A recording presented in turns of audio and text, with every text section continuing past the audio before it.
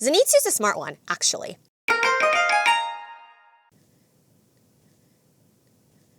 That's right. Our loud, dramatic, anxious but lovable Zenitsu Agatsuma is actually the smart one of our intrepid trio of main characters, and let me explain why. Obviously, smart can have many different definitions. For instance, Inosuke is smart when it comes to his intuition. He can immediately intuit or sense what's going on in a situation. In fact, in Season 3, Episode 5, Upper 6 Demon Daki even calls this out, saying his intuition is razor sharp, especially his ability to detect murderous intent. It's extraordinary. Tanjiro is also smart, of course, as our lovable main protagonist of the series. There are numerous times in which Tanjiro shows off his smarts throughout the series, but is intelligently more emotional rather than intellectual in a traditional IQ sense. For instance, he doesn't know what pancakes or butter is, he's never heard of a train, and he's impressed seeing electrical lights for the first time. However, he's always there to calm down a fight between Inosuke and Zenitsu, and in general is quite emotionally mature and empathetic towards everyone, including demons. In fact, the databook even says that Tanjiro can use his unique ability to smell to identify the emotions and psychological states of others. Therefore, what do I mean when I say Zenitsu is the smart one? I mean that Zenitsu is actually intelligent from a logical, rational, knowledgeable, and strategic point of view. In short, he is smart as defined in a traditional sense of having or showing a high degree of mental ability, and this has been evident ever since the very beginning of the series. Part 1. The Role of the Mind. At this point, it's no secret that Zenitsu plays into the trope of a character who is an outward scaredy cat, but secretly a badass.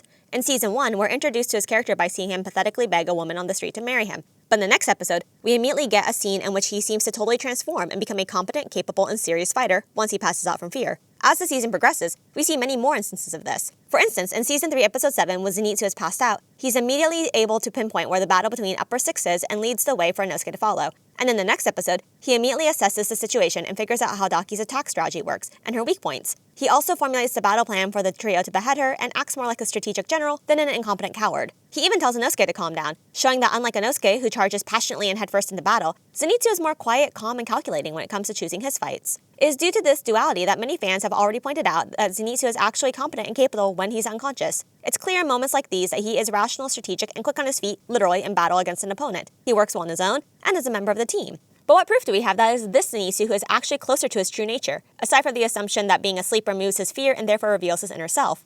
Let's go back and look at Zenitsu's actions when he's conscious. Some may say he's annoying and dumb due to his loud, fearful, and dramatic nature, but let's look at what he's actually saying underneath his emotional reactions. In Season 1, Episode 11, we are first properly introduced to Zenitsu. When Tanjiro first stumbles upon him on the side of the road, Zenitsu says, "Ah, that uniform. You're that guy from the final selection." In response, Tanjiro says, "No one I know is anything like you. I don't know you." But Zenitsu says, "What? But we met, remember? We met, remember? You're the one with the problem, like your memory."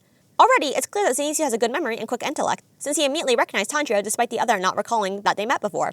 Later on in the same episode, Zenitsu and Tanjiro go into a creepy house to help fight a demon and rescue the brother of some children they meet outside the manor. After they go inside, the group gets separated and Zenitsu begs the child he's protecting to go outside together. However, in response, the kid he's with asks Zenitsu if he's trying to escape all by himself and criticizes Zenitsu for all of his constant yammering about dying. The kid then asks if Zenitsu is ashamed of himself for clinging to a younger person for protection. Immediately, Zenitsu says that although the child's words come deeply, he's not going to be of any use anyway, so he's going to summon a grown-up here because this isn't something us kids can resolve on our own. The scene is played to emphasize Zenitsu's fearful nature in contrast to Tanjiro's courageous determination to go into the house and find the lost brother. However, when we listen to what Zenitsu is actually saying, it's clear that his response is pretty intelligent for the situation. The kid Zenitsu's with is roughly 8 to 10 years old and has definitely not battled any demons. In comparison, Zenitsu's canon age is 16 years old, and he definitely understands the very real threat demons possess. He's already competed in Final Selection, in which he had to fight demons in order to survive, and he was able to hear the ominous sounds of the demon's drum performing its blood demon art before he ever set foot in the house.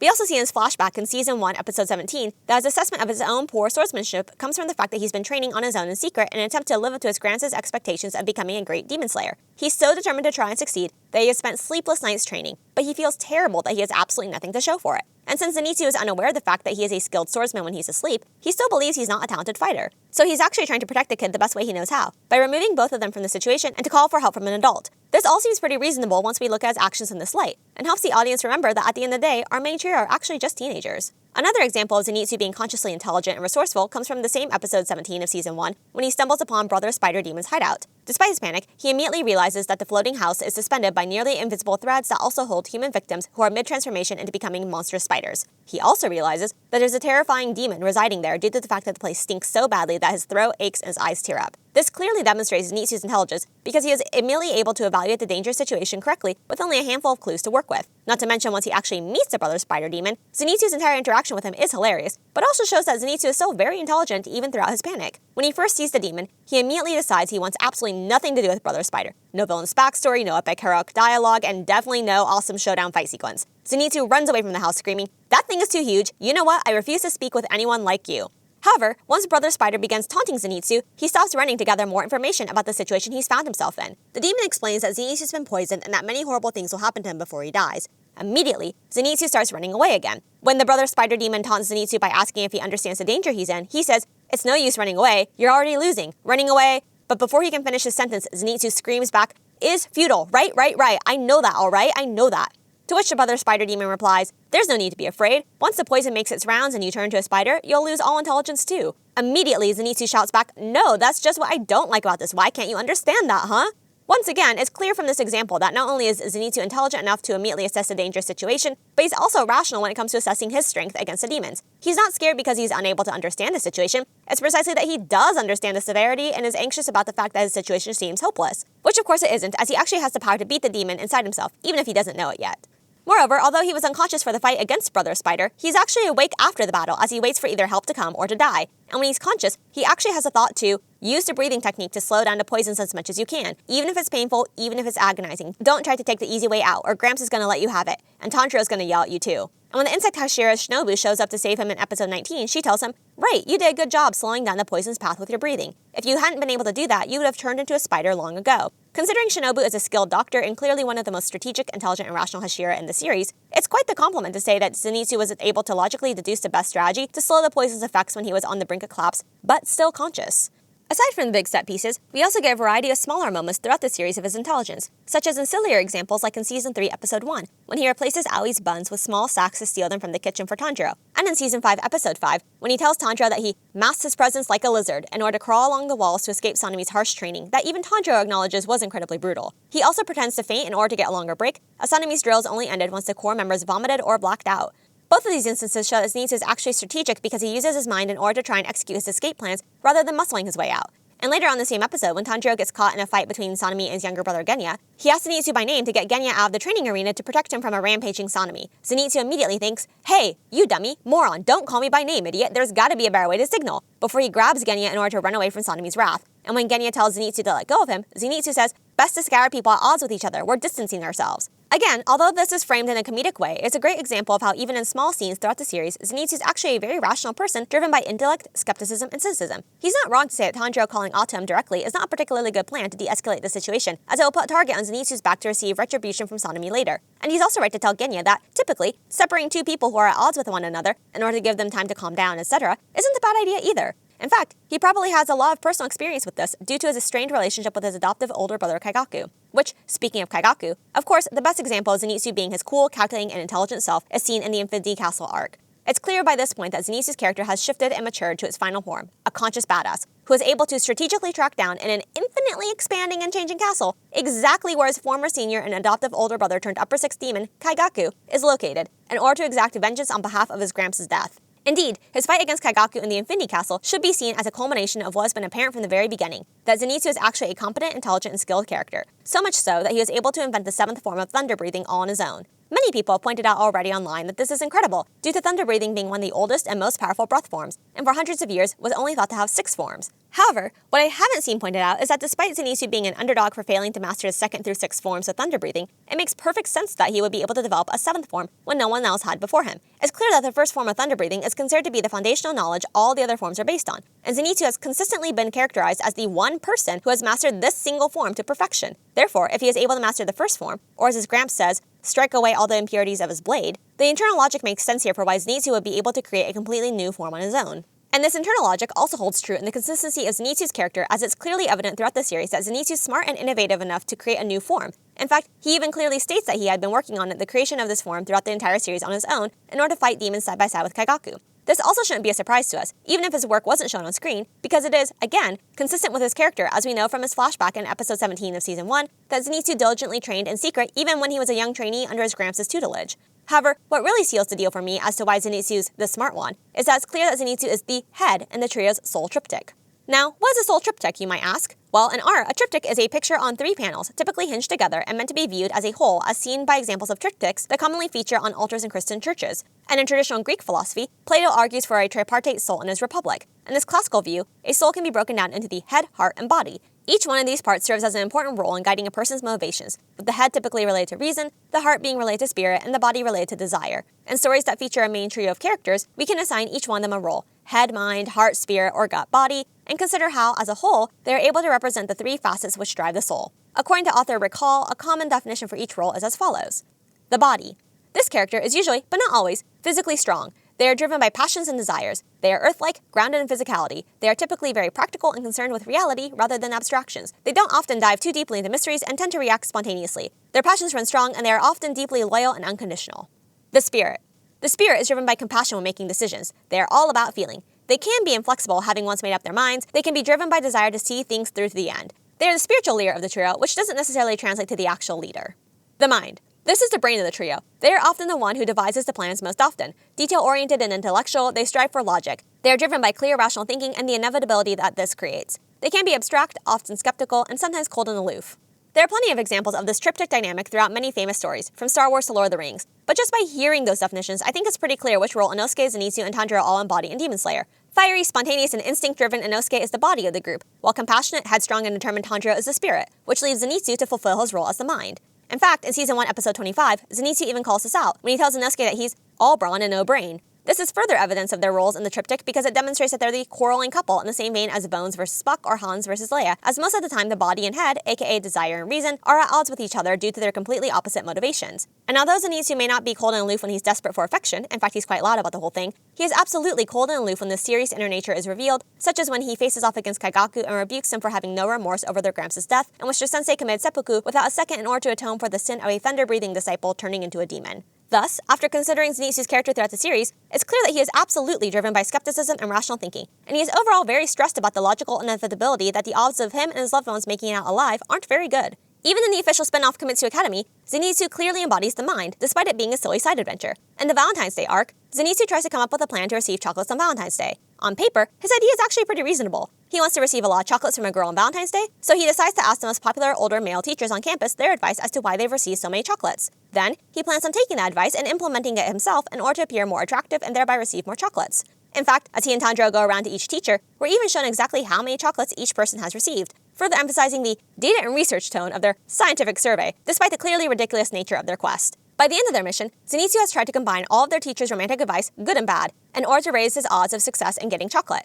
Again, on paper, this wouldn't inherently be a bad idea. If all the teachers gave him different reasons for why they received chocolates, if he executes all their strategies, that would be one way to optimize his odds of success. But of course, a mind strategy isn't always the best one to implement when it comes to matters of the heart. So it should be no surprise that his plan humorously and disastrously fails. By trying to implement all of their teachers' advice at once, Zenitsu gets labeled as a creep, and everyone in school is issued a warning that girls need to stay away from him. On the flip side, the only piece of advice that's actually helpful in this mini-adventure comes from, of course, the heart of the show, Tanjiro. When Zenitsu and Tanjiro discuss if they've learned anything from their teacher's advice, Zenitsu pretends to be upset and says that their whole survey was a waste of time. He says that Tanjiro better not take what they said seriously either. In response, Tanjiro says, "Of course I won't. As long as you keep striving for excellence and live a life of integrity, someday you'll meet a lovely woman who takes notice of you and recognizes your efforts." Stunned at Tanjiro's sincerity, Zenitsu internally thinks that Tanjiro's views on romance are like a middle-aged dude's, and immediately disregards his advice in favor of a plan based on statistics rather than feelings. Even though this was a very silly side story, I think it's a great side quest that exemplifies the fact that Zenitsu really is a character who embodies the mind of the soul triptych. He's rational in his plan to survey popular teachers in order to get more information on how to receive chocolates on Valentine's Day. He's skeptical regarding all of their teachers' advice to become popular. He's strategic in his attempt to increase his odds of success by implementing all of the advice he received. And he's cynical when it comes to Tanjiro's outlook on romance. However, Zenitsu isn't just a skilled strategist and the mind for nothing. He's also knowledgeable about the world around him, and this also makes sense as to why he's the character that's commonly used for exposition. And this brings us to Part 2. Exposition dumps and worldly knowledge. As No Film School states in its advice to writers, storytelling is all about information. You're telling the audience stuff and choosing when and where they get it. These can be complex emotions, details on how things work, or just explaining where the characters are and what's going on. This all requires exposition. And what is exposition? Studio Binder defines it as a comprehensive description or explanation to get across an idea. Again, it's the way stories introduce essential background information to the audience about the characters and setting of the story. This can be dialogue, narration, or even visual information that helps the audience better understand what's going on.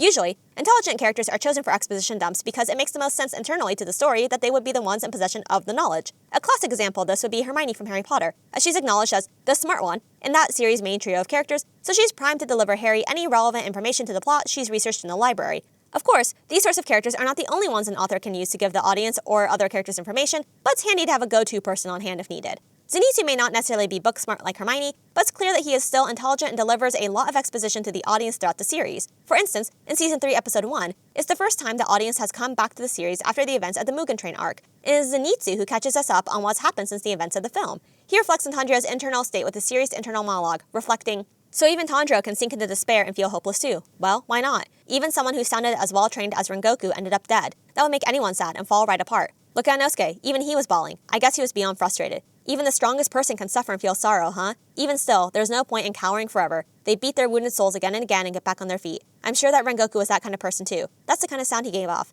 Not that it wasn't a little odd, but his sound was strong and kind." After this serious internal monologue, we see Zenitsu put on a smiling face and bright tone to tell Tanjiro, "I secretly snagged us some bean paste buns, so let's eat," in order to try and cheer him up and encourage his friend. However, after a comedic moment in which one of the butterfly girls accidentally knock him over, he's told that Tanjiro has left his sickbed, even though his wounds haven't healed all the way. Zenitsu's immediate remark is, "That stomach wound of his was pretty deep, right? How dumb is that?" Which honestly is a pretty fair assessment and helps the audience understand Tanjiro's physical state in addition to his mental state. Tanjiro has been seriously injured and depressed, so Zenitsu is right to be concerned that he's left the hospital without medical clearance. Aside from voiceovers like this, exposition can also be delivered to the audience by a character telling other characters information they need to understand the stakes for the plot, etc. And Zenitsu is a perfect one to do it due to his background as an intelligent character with the most amount of worldly knowledge of the trio. Tanjiro has grown up sheltered in a small rural community, and Inosuke has literally been raised by wild boars isolated and alone in the mountains. In comparison, the hints we get about Zenitsu's background is that he's definitely well versed in the normal world of Taisho-era Japan, aka the real or ordinary world where demons and magic don't exist. For instance, we know that Zenitsu understands basic social customs and etiquette, a sharp contrast to Inosuke's wild upbringing. In episode 15 of Season 1, when Inosuke reacts violently to the old caretaker striking sparks, Zenitsu calls him an idiot and explains that she's striking sparks for good luck. It's a purification ceremony. He also chastises Inosuke for not using his chopsticks in Season 1, Episode 14. And in Season 3, Episode 1, this difference in understanding basic etiquette is clearly on display just by seeing their table manners side by side. Of course, one of the best examples of Zenitsu's worldly knowledge is in Episode 26 of Season 1, when he's the only one in the trio to know what a train is, and calls Inosuke and Tanjiro country bumpkins for thinking the train is a kami. He explains that's a vehicle for transporting people, and chastises Inosuke's violent behavior on the platform that attracts the police. He also has to explain to them why they had to hide from the law enforcement officials, because we the Demon Slayers aren't officially recognized by the government, so we can't really walk around in broad daylight with our swords. They wouldn't believe us even if we explained about demons, and it would only confuse them. When Tanjiro expresses his dismay, Zenitsu simply affirms that it can't be helped, and tells the gang to hide their swords behind their back in the meantime. However, when Inosuke immediately puts his swords behind his shirtless back, Zenitsu's dry humor is on full display when he tells him, "You can totally see them. Put on some clothes, idiot." And the fact that Zenitsu would be the one who knows the most about how the Demon Slayer core operates within the universe is also consistent with his character. As a little earlier in episode 21 of Season 1, Zenitsu is the one to explain to the audience who the Kikushis are, saying, "Come to think of it, I've heard about them. The cleanup crew, the Kikushis, the unit that cleans up after the Demon Slayer core battles demons. They say that most of its members are people who have no swordsmanship skills." Additionally, more evidence for Zenitsu clearly knowing more about the ordinary modern world than his friends can be seen throughout Mugen Train. Zenitsu constantly tries to keep Inosuke from jumping out the window of the train and apologizes to other passengers for his friend's weird behavior. He also clearly knows how a typical train ride works, as he hands the conductor his ticket to get punched without needing the explanation, unlike Tanjiro. And in Season 3, Episode 2, Zenitsu is the only one who knows what an entertainment district is. He tries to explain the concept to Inosuke and Tanjiro, but the sound Hashira Tengen interrupts him before he's able to finish. Moreover, throughout the entertainment district arc, it's clear that Zenitsu isn't fazed by electricity or crowds like Tanjiro and Inosuke are. He also proves to have surprising talent at the shaman Zen Koto, which he can play perfectly after just one listen and dramatically uses his skills purely to annoy Tengen. Not only are all these exchanges hilarious, but they also give the audience world-building exposition for how the Demon Slayer core is a secret, how Demon Slayers need to conduct themselves among civilians, and basic information about Japanese society. Therefore, it makes sense why Zenitsu, the character with the most worldly knowledge, would also be the character who actually grounds the fantastical elements of the world. So although Zenitsu's fearful and dramatic reactions are played up for comedic effect, when you look past his overreactions, it's clear that he's not dumb or crazy for reacting this way. As previously discussed, we know that in the world of Demon Slayer, most citizens don't know that demons exist. In fact, they treat any sort of magical elements as legends or fantasies rather than fact. This is evidenced as early as Season 1, Episode 1, when Tanjiro himself doesn't know about the existence of demons before his family is attacked, unlike his old neighbor and grandmother. Therefore, although Zenitsu fearfully reacts to all the fantasy elements throughout the series, well, wouldn't you be scared and freaked out too if you knew something magical beyond the ordinary world really existed? In Episode 11 of Season 1, when Tanjiro tells him that he understands bird language, Zenitsu says, "You're lying, right? You're just trying to trick me." And then, when Tanjiro's crow immediately starts talking, he has a panic attack and shouts in disbelief, "That crow is talking!"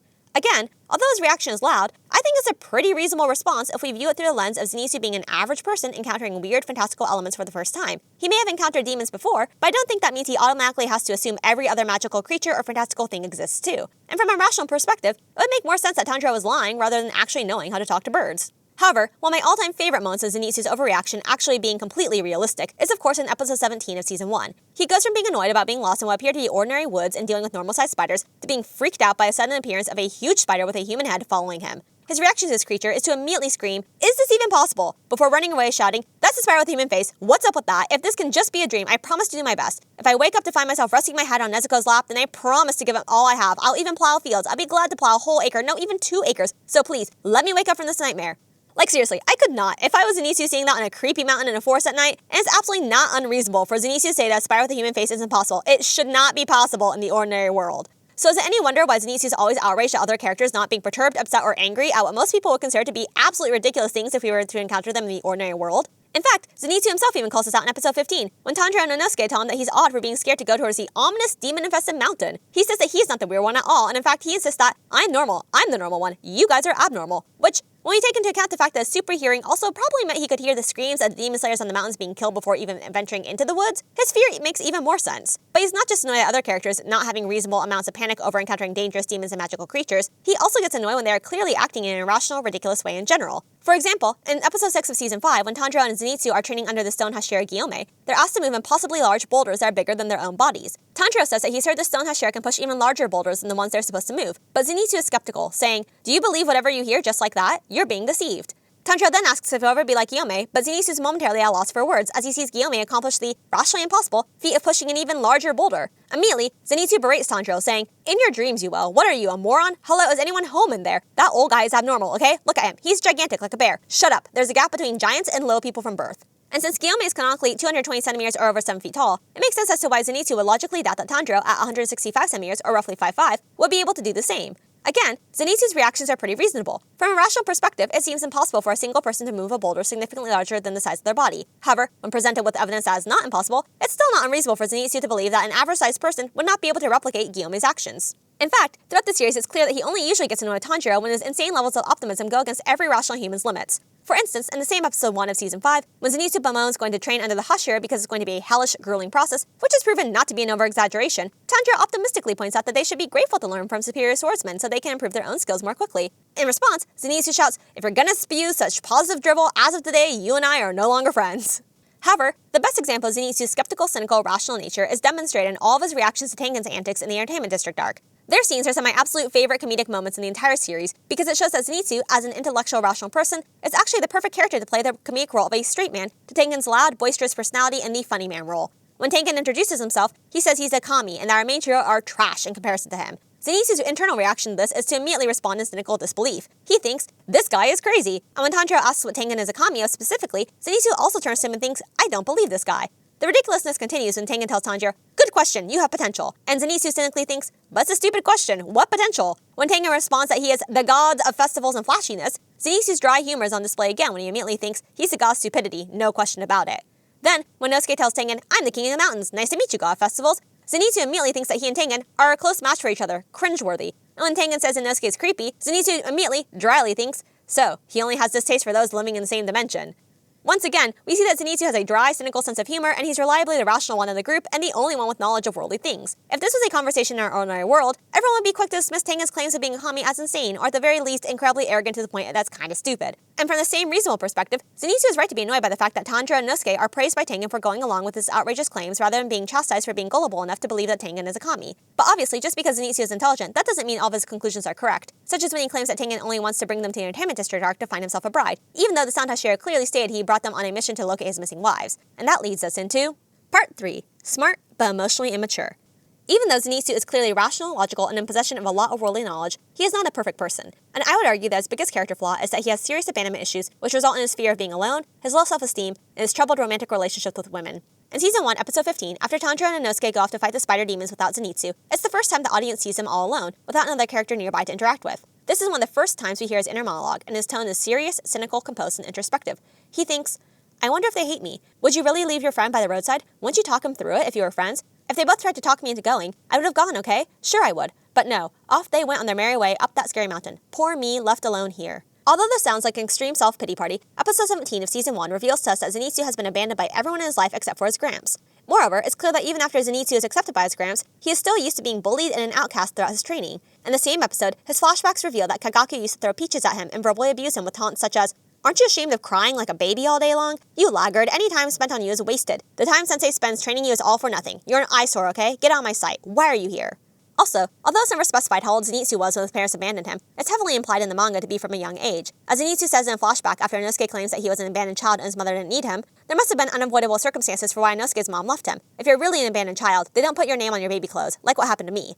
Therefore, if we consider his abandonment and low self-esteem issues, is it any surprise that Zenitsu sometimes exhibits negative attention-seeking behavior, such as crying and screaming when he has anxiety over making sure he's taking his medicine correctly in Season 1, Episode 24? However, the most obvious example of his negative attention-seeking behavior manifests itself in his relationships with women and his quest to find a wife. One of the best examples of Zenitsu's emotional immaturity when it comes to women can be seen in Season 1, Episode 24, when he berates Tanjiro and Inosuke for making him think that their medical rehabilitation with the Butterfly Mansion girls was like a punishment. He shouts at them, "How dare you act like you come back from hell when you were in heaven? All you do is frolic with girls all day, so why did you look so haggard? Get down on your hands and knees and apologize, commit seppuku." When Tanjiro and Inosuke push back against Zenitsu's belief that being with the girls for rehabilitation is like heaven because he can look at and touch a woman's body, his response is to say, "Oh, poor you. You've never been chummy with a girl before, right? Right, you were raised in the mountains. No wonder you're a late bloomer. I feel so sorry for you." What's interesting about this is that although this scene clearly displays his emotional immaturity as a teenage boy who wants to look at girls, it also shows that, at least physically, he's the most mature of the main trio. This makes sense as he's canonically the oldest of the group, so he would be the first along in this journey of sexual maturation. He's also, as previously discussed, the most worldly of the trio, as he knows what an entertainment district is and had previous relationships before the series began in the towns he lived in before meeting his Gramps. This scene seems to back that up, since he even points out that Inosuke being raised in the mountains is the reason he's a late bloomer, and not interested in or understands his desire for sexual or romantic relationships. Now let's address the elephant in the room first, that some have argued Zenitsu is a womanizer. However, I would argue that he actually cares very deeply about women. He's very young and very traumatized, but he never robs any woman of her agency or violently attacks or restrains one in order to selfishly take affection from her. For instance, when we are first properly introduced to him in Season 1, Episode 11, he is on his knees begging a woman on the side of the road to marry him by physically clinging to her shoulders in supplication.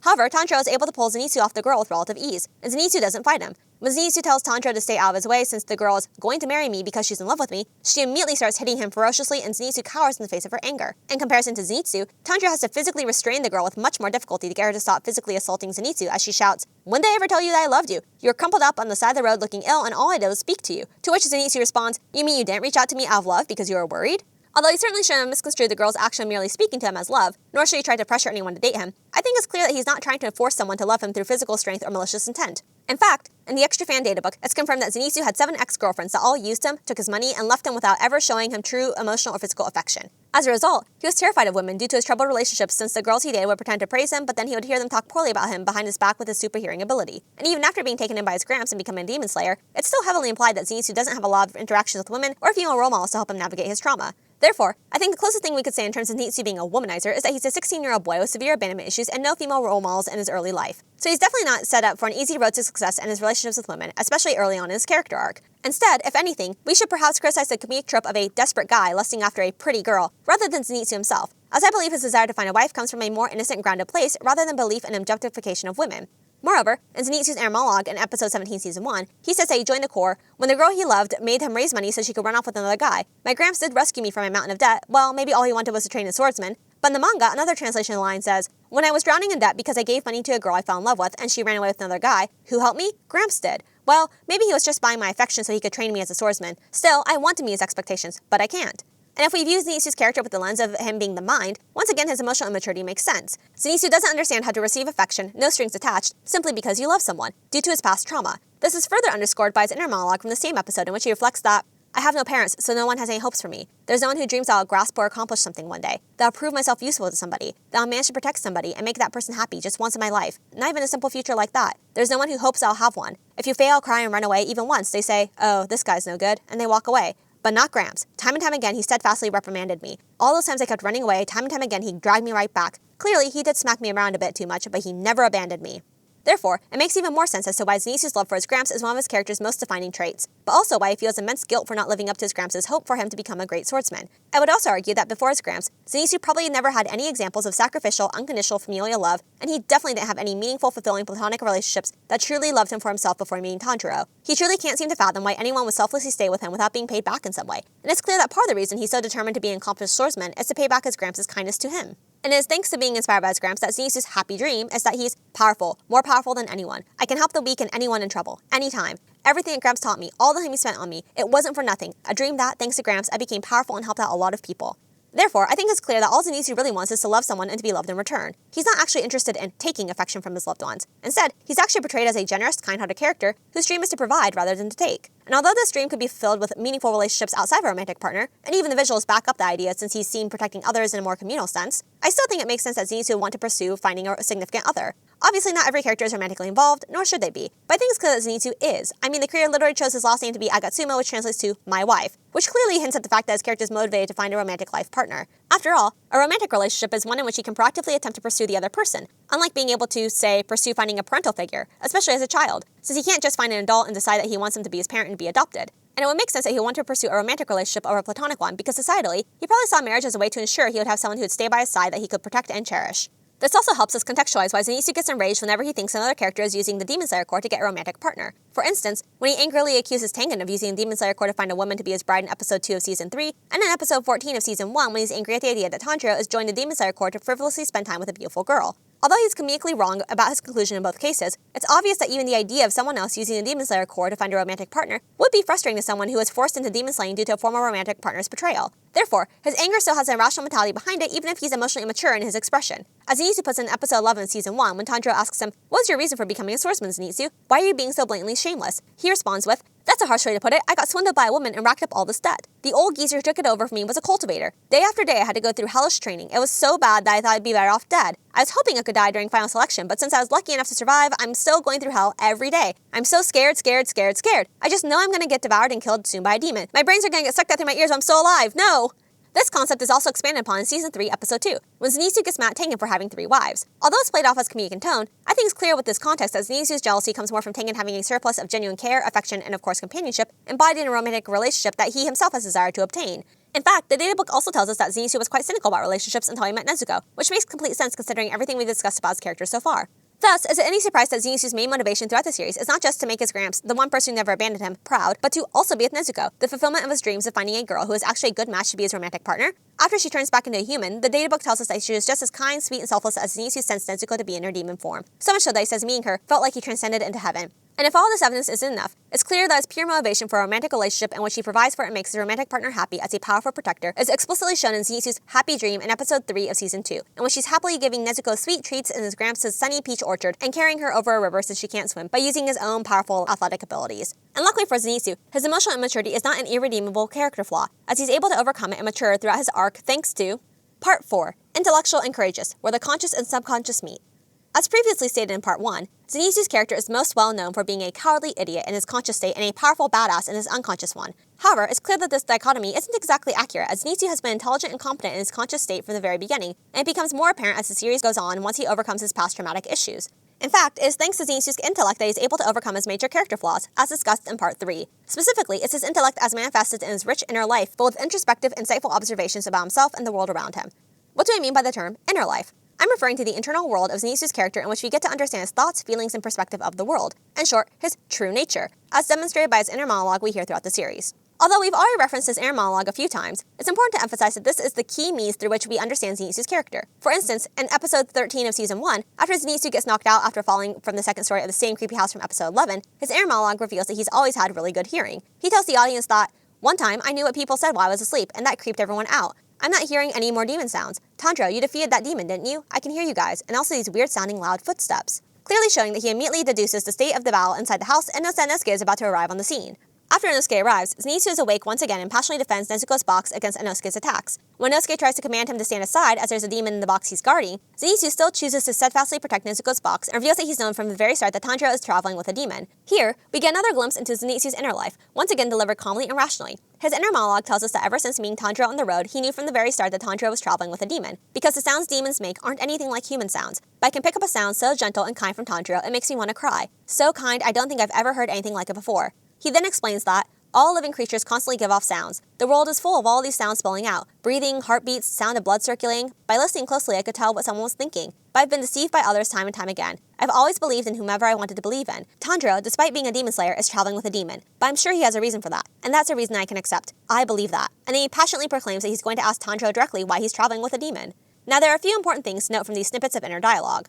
Firstly, that this is the first time we as the audience actually hear what Zenitsu's inner voice sounds like. As previously noted in this discussion, unlike the screaming dramatic boy Zenitsu occasionally portrays himself as, his inner voice is actually quite serious, calm, and rational, and exactly the same tone of voice he uses when he's in his unconscious badass state. Moreover, as evidenced by these two examples, the sound of his inner voice remains the same whether he's awake or asleep, thereby supporting the idea that serious, calm, and rational Zenitsu is actually closer to his true nature rather than the loud, overdramatic, anxious Zenitsu. Secondly, that unlike Tanjiro's ability to sense emotional states, Zenitsu's gift of hearing actually allows him to hear people's thoughts, which is clearly a skill that is based on intellectual rather than emotional insight. This once again supports his association with the mind in the soul triptych and his overall characterization as someone who is defined by their intellectual, rational self. Thirdly, that both of these inner monologues reveal Zenitsu is a good judge of character. He immediately knows that Tanjiro is a good person and that he can trust in his kind-hearted nature. He also says he's been deceived before, but it's clear that he was deceived due to his emotional immaturity rather than due to an intellectual issue.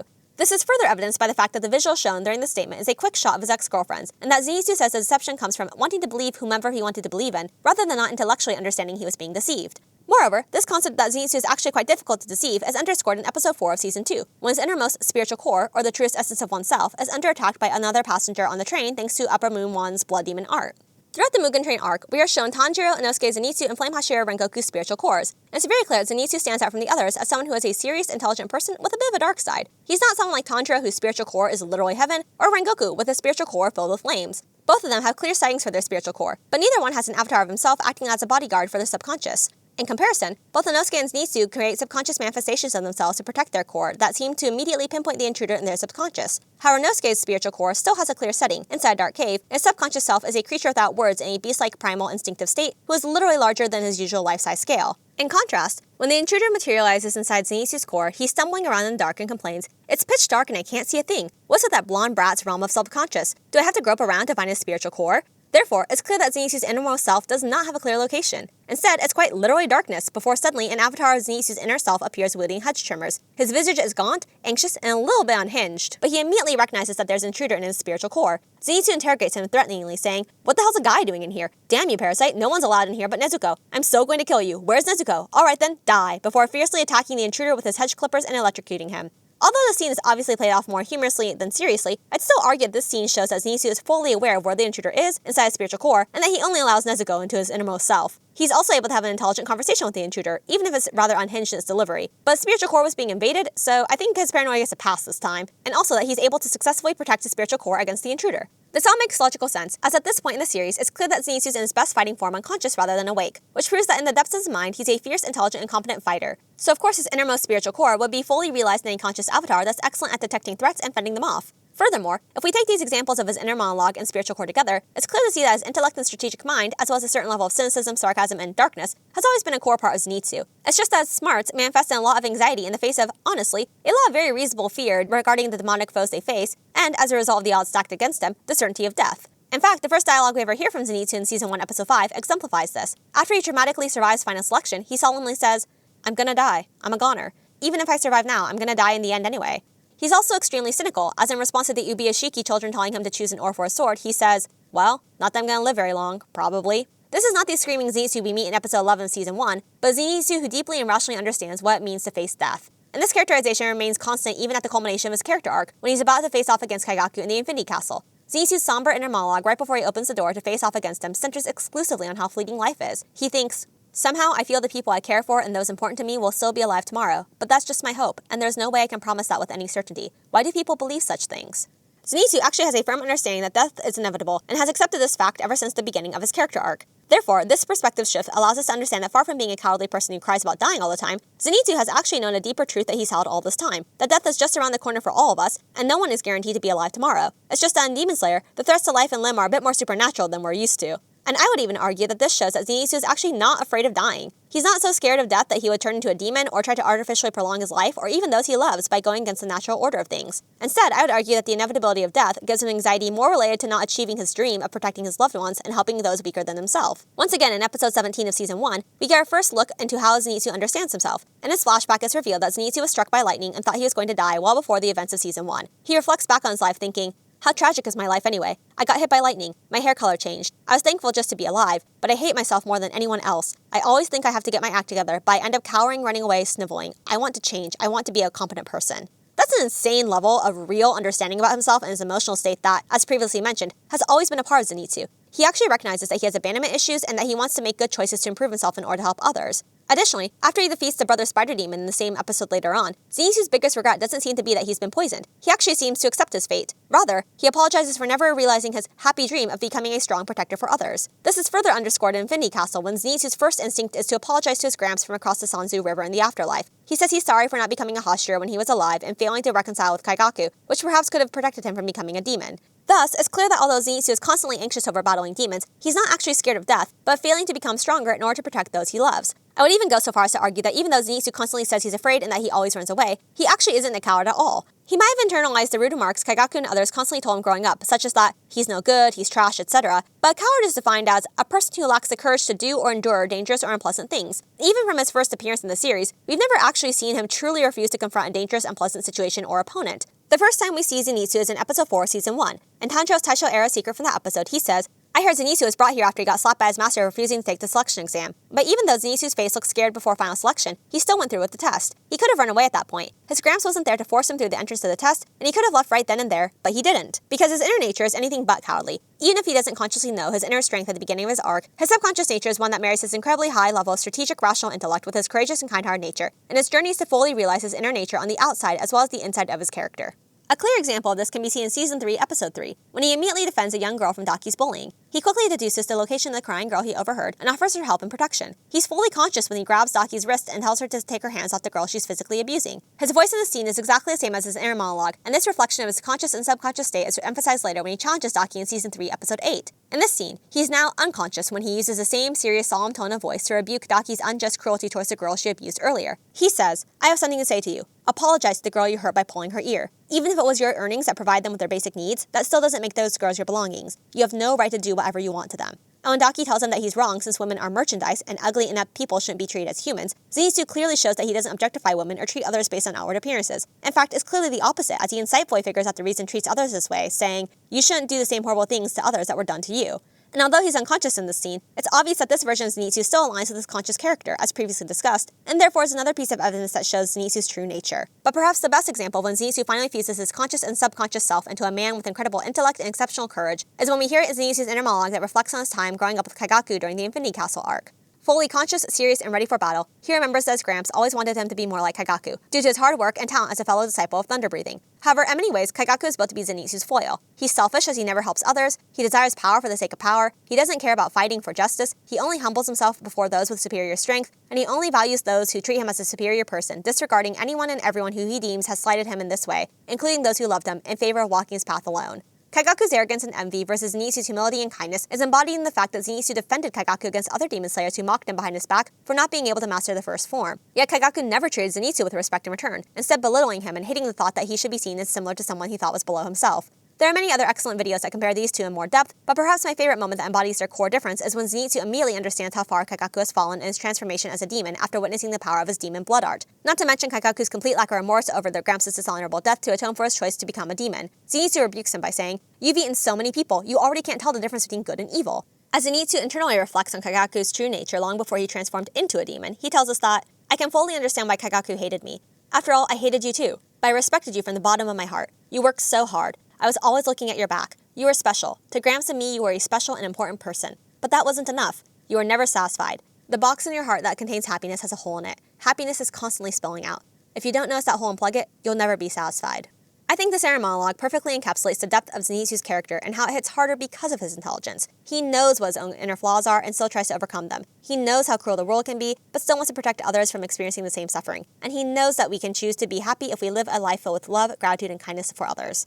And it's precisely this rich inner life with strength and determination to improve, insight into the true nature of himself and others, and the desire to be a kind-hearted protector to all that allows him to overcome his character flaws of abandonment issues, low self-esteem, and emotional immaturity with women. Once his subconscious self comes to the forefront as evidenced in the Sunrise Countdown arc, Zenitsu has finally realized his goal of becoming strong enough to protect others. He is willing to sacrifice himself so that Tanjiro and Nezuko can go home and live. He is able to face Muzan in combat, and even help Tanjiro pin Muzan against the side of the building that would ultimately lead to the Demon King's demise. In fact, by the end of the story, it's clear that Zenitsu has realized his character growth through several key ways. Firstly, he has overcome his loneliness by finding true community in friends like Tanjiro and Inosuke and the rest of the Demon Slayer Corps, and proving himself to be a steadfast friend to them in return. Secondly, he eventually achieves his goal in finding a selfless, good romantic partner in Nezuko, and in return he is able to fulfill his dream of finding someone to protect, provide for, and make happy by being his generous, kind-hearted self. And thirdly, he has overcome his low self-esteem by diligently improving his skills as a thunder breather, which is realized in winning his fight against Kaigaku in their final showdown to avenge his Gramps' death. The moment that most clearly validates Zenitsu's completion of his character arc comes in the tear-jerking scene in which he begs his Gramps' forgiveness for not being enough. In one last scene that embodies all of his insecurities, Zenitsu is once again unconscious, but this time he's caught in the limbo of the afterlife on the verge of death. He sees his Gramps' spirit from across the Sanzu River and desperately shouts, "If it weren't for me, Kaigaku might not have turned out to be a demon. I'm really sorry. Forgive me. I'm so sorry. I couldn't repay my debt. I wanted to become a Hashira while you were alive. Sorry, Grandpa, sorry. Do you hate me now? Say something." But in response, his Gramps tearfully tells him from across the other side that Zenitsu is his pride and joy, before Zenitsu once again awakens to return to the land of the living to fight another day. Thus, it's clear that even though Zenitsu can intellectually see the insurmountable odds he's up against on both the internal and external battlefields to accomplish his happy dream, he still chooses every day to embody his Gramps' advice to do the best he can and never give up, as seen in episode 17 of season 1. And with that, although there's still more to Demon Slayer's narrative, it's clear that Zenitsu has reached the culmination of his character development by becoming the most durable blade of all, which finally allows his true, intelligent inner nature to fully manifest in his conscious self. Conclusion. In fact, even Zenitsu's name supports this read of his character. The creator chose the kanji for Zen, meaning goodness, virtue, or kindness, and Itsu, meaning flee, special, or excellence. This could be a play on words to mean something like one who flees towards goodness, perhaps alluding to his outward appearance of cowardice since he seemingly runs away from danger but ultimately possesses an inner goodness. Or it could be a humorous allusion to his thunder-breathing skills, which canonically shows Zenitsu's excellent speed in battle and in running in general. However, I think the best interpretation of the meaning of his name is goodness that is exceptional, because Zenitsu's good moral character really is quite exceptional. Indeed, he should be considered noteworthy from the very beginning, as he is literally the only character in the entire series, aside from Tanjiro, who has never tried to hurt Nezuko upon meeting her. Let me reiterate that. Zenitsu is the only character in the whole series that didn't immediately try to harm Nezuko without needing proof of the Komodo's integrity first or someone else vouching for her worth, despite her being a demon. And, as previously discussed in Part 4, he decided to protect her well before he became friends with Tanjiro, developed feelings for Nezuko, or had any assurance that he could trust them beyond his own judgment. Therefore, it's not a coincidence that he's canonically paired with the other character who demonstrates exceptional goodness, his one true love, Nezuko, the first demon to conquer the sun in 1,000 years due to her silent struggle of preserving her humanity despite others forcibly trying to take it away from her. So in conclusion, it's quite obvious that Zenitsu really does embody the mind of the trio. He's smart, actually, and he has been from the very beginning. Throughout the series, his character has consistently shown that he is intelligent, logical, rational, and strategic in his thoughts and actions. He is competent, analytical, and skilled in battle, and has the most worldly knowledge of the main trio. Moreover, when his character overcomes his emotional immaturity, it's clear that he transforms from someone not just in possession of intellect, but someone with insight and good judgment. Also, as previously discussed, his worth is further emphasized by the fact that he is consistently used as an expository character that explicitly states and embodies some of Demon Slayer's core themes, such as never giving up no matter how difficult the circumstances, standing up against injustice, treating others with respect and kindness even if we aren't given the same courtesy in return, and that we shouldn't be quick to judge others as a wise, true, and loyal friend can come from anywhere. After all, it takes a truly unique blend of exceptional goodness to knowingly go against every rule in the Demon Slayer Corps that his Gramps instilled in him to willingly protect a demon, all the while being physically beaten up by a fellow Demon Slayer and continuously refusing to retaliate and unjustify violence to protect himself. And he knowingly did this despite his immense fear of demons and not really having a significant justification to protect Nezuko, other than simply his good judgment and knowing that some things are more important than life itself.